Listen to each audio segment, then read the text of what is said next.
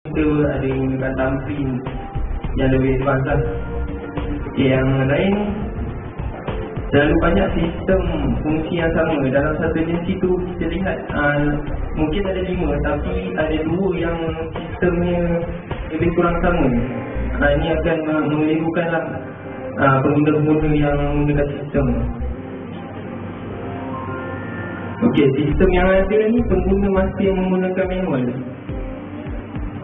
Okay, sistem dah dibangunkan tapi pengguna ni masih menggunakan manual. Contohnya menggunakan borang-borang yang berkaitan dengan sistem. Okey, panggilan mesyuarat secara manual surat menyurat ni. Okey, masa tadi kita ada SMS, menggunakan SMS, tapi ada yang menggunakan surat, menggunakan panggilan telefon tu tidak begitu formal lah untuk ICT. Untuk kita IT ni kita perlu advance lah, kita menggunakan email ataupun SMS. Okay, kekurangan pendedahan kepada penjawat awam dan orang awam. Sebab ni kita perlu mendedahkan IT ni kepada orang awam yang mengadakan pameran lah. Ini akan lebih mendekatkan orang awam kepada IT kepada orang awam. Okay, seterusnya pihak pengurusan tidak memahami skop ICT.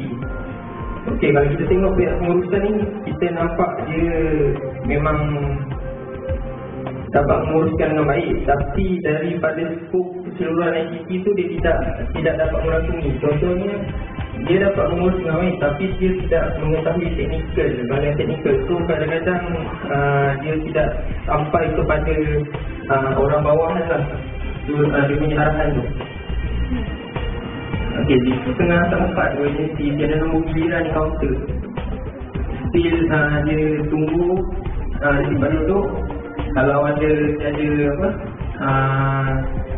orang untuk membayar baru dia pergi. Okey, kelemahan sistem penyampaian seterusnya kita tengok capaian ke sistem terlalu perlahan. Ini memang biasalah, kat tempat-tempat yang baru pun kita masih perlahan, apatah lagi tempat-tempat yang lama, contoh yang tidak upgrade dia punya network. Okey, seterusnya status permohonan supaya didapati. Okey, lepas tu apabila orang awam hendak berurusan, dia ada saluran yang betul ni, dia main tenang-tenang lah. Kan pergi kaunter ni, dia suruh pergi kaunter sebelah. Bila dah pergi kaunter sebelah, dia kata orang ni tak ada. So, orang awam ni tak dapat saluran channel yang betul lah. Okey, prosedur kerja tidak berubah, still di sakut yang lama. Dia menggunakan prosedur yang lama, tidak up to date lah. Ni sikap penjawat awam sendiri lah, macam dia lewa, tidak, dia dah tahu dia penjawat awam, so dia macam dah selesa, so dia tak peka lah. Okay, seterusnya pengurusan atasan tidak menggunakan sistem pendedahan kata lalu kepada pegawai bawahan. Okay, seterusnya kita tengok cara penambahbaikan perkhidmatan agensi. Okay, satu, dia mewujudkan sistem bersepadu lah. ICT Johor ni kita boleh mewujudkan sistem ni. Contoh yang ada ni kita dah nampak. So rasanya kita perlu lebih bersepadu lah. Sistem semua yang satu Johor ni kita boleh integrated kan dia. Okay, kedua, perubahan sikap positif terhadap ICT, jangan terlalu takut. Ni kadang-kadang orang awam ni ataupun penjawat sendiri dia macam kadang-kadang dia masalah IT ni dia ataupun berkaitan IT ni dia macam takut. Dia rasa macam IT ni satu bidang yang dia tak boleh nak hadapi lah. Okay, pendedahan kepada orang awam dan penjawat awam sendiri lah. Kalau penjawat awam sendiri pun tak dapat nak berhadapan dengan IT punya masalah, bukan lagi orang awam yang kita perlu sedangkan. Okay, prosedur kerja kita tingkatkan dari kaji semula. Terusnya membangunkan sistem online. Ini mengurangkan tarikan berkasih lah. Kita tak perlu berhadapan dengan orang awam. Okay, seterusnya pembayaran cukai hasil dia menggunakan perbankan internet. Okay, seterusnya menggunakan yang pagi tadi lah yang kita dengar tadi. Okay, document management system ni filing lah. Kita tak perlu ada hard copy, so kita simpan pada archive dan sound file secara digital. Seterusnya kawal perbelanjaan jabatan. Penggunaan voice call, panggilan mesyuarat. Ni video conference, penggunaan video conference, panggilan mesyuarat khusus dan surat menyurat melalui email. So dia tak perlulah mesyuarat pada untuk jumpa berhadapan, kita hanya menggunakan video conference. Seterusnya penyampaian maklumat melalui forum atau Facebook, laman web. Okay, bagi latihan pendedahan ajaran sebagai inisiatif penguasaan pembayaran secara internet banking. Sebenarnya agensi bagi inisiatif lah kepada orang awam yang membayar melalui internet banking ni. So kita bagi inisiatif, kita dapat bagi 10% ke kurang. Yang terakhir, kita bagi khusus dan pendedahan khusus pada pengurusan atas dan untuk CLIT. Kadang pengurusan ni dia kelulusan dia terlalu tinggi, so dia just nampak pada pengurusan saja. So kita mungkin kita boleh bagi pendedahan daripada bawah. Di situ dia boleh nampak lah orang bawah ni kerja macam mana. Ya, pada petang ni yang tajuk keduanya, cara-cara memantapkan pengurusan ICT dan personal ICT agency. Okay, cara pemantapan yang pertama, pengurusan ICT agency itu sendiri, kita memantapkan pengurusan ICT dengan bengkel dan latihan kepada kaki tangan, bukan teknikal ICT dan pengurusan. Okay, sebagai contoh, pada hari inilah kita ada bengkel. So kita semua ni bahagian teknikal dan pengurusan. So kita boleh, pada yang bukan teknikal pun boleh menyertai lah khusus ni.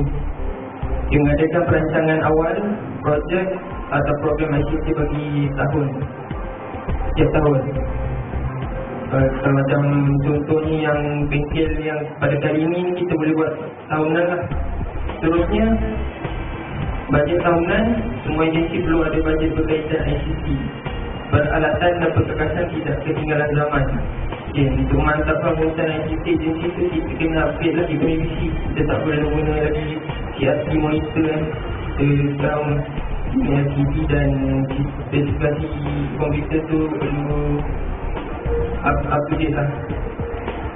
Okay, seterusnya pengurangan penggunaan kertas komunikasi di dalam satu antara agensi. Pengurusan atasan perlu diberi kesedaran kepentingan ICT. Sistem log bagi pinjaman peralatan. Patuhi dasar keselamatan ICT. Okey, yang ini penting lah untuk kita ketahui dengan lebih lanjut lah. Patuhi dasar keselamatan. Seterusnya memahami, maklum dan laksana projek ICT mengikut keliling.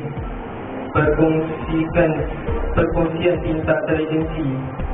Perkongsian tinta antara agensi ni kita boleh nampak lah antara majlis satu antara pejabat daerah atau pejabat tanah. Kita boleh kongsi antara satu sama lain sistem lah. Itu kita boleh perbaiki antara satu sama lain. Seterusnya, kajian perinci bagi setiap projek IT yang hendak dilaksanakan, elak pembaziran. Dan terakhir sekali ni, smart office kat rumah ni, macam sekarang GPR dia kerja kat rumah, so dia dapat task, dia buat kerja dan siap dia hantar. Dia tak perlu pergi ke pejabat lah. Yes. Yang kedua, cara pemantapan personal ICT agency ni, kita lah, kita sendiri. Okay, untuk pemantapan personal ni, pendedahan terhadap teknologi terkini. Lepas tu, penjawatan berkaitan ICT perlu diambil benar. Okay, bajet setiap tahun khusus certified untuk personal ICT. Bajet setiap tahun ni pentinglah untuk kita seorang persorangan, orang teknikal khususnya lah, kita perlu pergi ke khusus-khusus yang berkaitan dengan bidang kita lah, network atau sistem. Kita akan belajar benda yang baru. Okay, seterusnya lawatan kerja ke agensi lain, sektor swasta untuk pendedahan. Okay, kat sini kita nampak sektor swasta ni biasanya bukannya kita tak tanding dengan dia orang, tapi dia orang ni lebih advance lah dalam bidang IT ni. So kita boleh bertukar-tukar maklumat dan pendapat